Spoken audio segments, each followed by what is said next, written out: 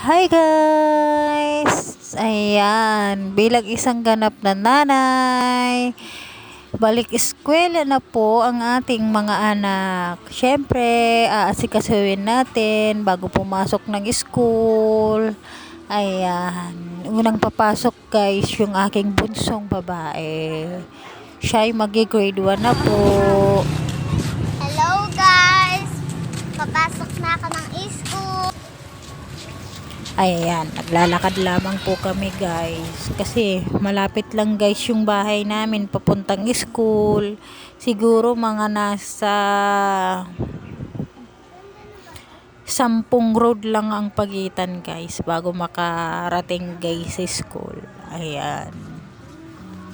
At pagkatapos ko guys ihatid ang aking bunso, yung panganay ko naman po guys ang aking inasikaso.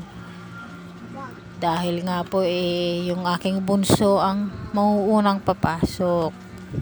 Ayan. Kahit malaki na ang aking panganay, ganyan pa rin ako mag-asikaso guys. Kasi ang aking panganay, Diyos ko, maglagay ng medyas hindi pantay. Kaya kailangan ako pa rin maglagay talaga ng medyas niya guys. Ayan.